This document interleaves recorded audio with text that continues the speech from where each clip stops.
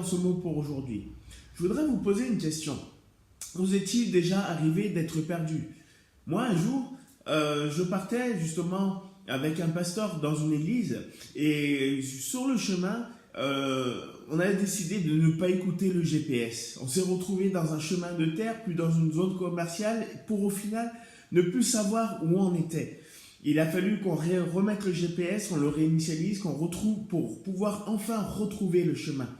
Et aujourd'hui, je voudrais vous dire que Jésus est celui qui voudra nous montrer le chemin, mais même plus que cela, il est celui qui nous cherche. Dans l'évangile de Luc, au chapitre 15, il va raconter cette parabole justement d'une femme qui a 10 drachmes. Et dans ces 10 drachmes, elle s'aperçoit justement qu'il lui en manque une.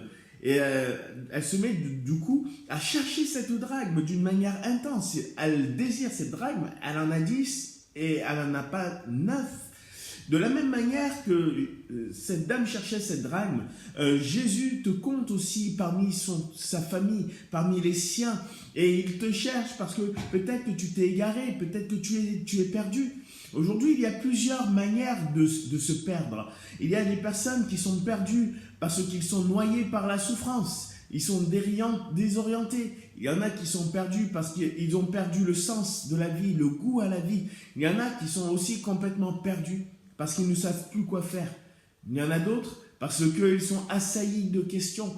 La manière d'être perdu peut être multiple. Elle peut être aussi même physique. Les personnes qui sombrent dans l'immoralité ou dans d'autres passions addictives qui pourraient nous éteindre, font que nous sommes perdus et que même nous avons perdu l'espoir.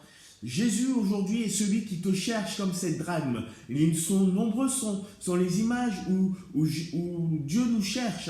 La parabole justement du fils prodigue, où il attend le retour du fils. Il y a cette parabole où il y a cette histoire où Jésus va quitter les 99 brebis pour aller chercher celle qui est perdue. Mais là, le Seigneur va chercher justement cette drachme. La réalité de ta vie, c'est que la place, c'est que tu sois avec les autres de la famille de Dieu. Que tu sois avec les 9 autres drachmes ou les 99 autres brebis. Ta place, ce n'est pas d'être perdu et noyé dans l'incohérence d'un monde qui souffre, d'un monde qui ne sait plus où aller. Mais aujourd'hui, le Seigneur voudrait que tu reviennes au cœur de sa parole, de sa présence. Il voudrait que tu reviennes au cœur de cette vérité qu'il est celui qui éclaire tout homme pour donner la vie.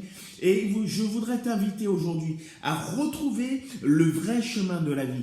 Le vrai chemin de la vie, il se trouve aujourd'hui en regardant à Jésus-Christ, en regardant à sa parole. Parce que justement, il y a cette révélation à travers la croix qui a été dressée et qui nous est racontée uniquement dans ce livre de la Bible, comment Dieu a donné son Fils unique pour que nous soyons sauvés. Et en acceptant Jésus, tu es comme cette drachme qui va être retrouvée. Et dans la parabole, justement, de cette drachme, il y a une réjouissance.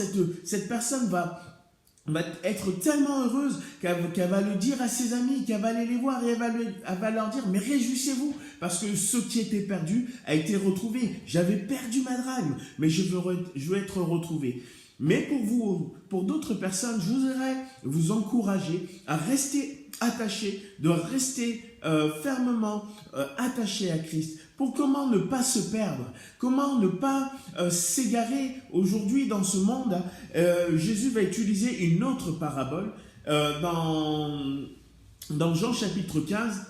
Et il va utiliser cette phrase que je voudrais vous donner. Je vous la lis. Elle dit ceci: « Demeurez en moi et je demeurerai en vous. » Et comme le sarment, il y a cette belle image, ne peut de lui-même porter du fruit. Le sarment qui est attaché au cep, c'est l'image d'une vigne.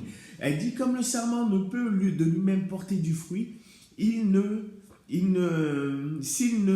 n'est attaché au cep, ainsi vous ne le pouvez non plus, si vous ne demeurez en moi. » Aujourd'hui, si tu veux tenir, si tu veux rester, garder le sens de ta vie, le cap d'une vie, si tu veux ne pas te perdre et t'égarer dans ce monde, reste attaché à Jésus-Christ, reste attaché à sa parole, reste attaché aussi à la vie de prière. Ce sont des choses qui se perdent, mais lorsqu'on regarde aujourd'hui, ce monde aussi est perdu. Il est perdu parce qu'il souffre, il est perdu parce qu'il est devenu immoral, il est perdu parce qu'il est devenu égoïste. Mais aujourd'hui, sache que dans tout cela, Dieu te cherche. Alors reviens à lui.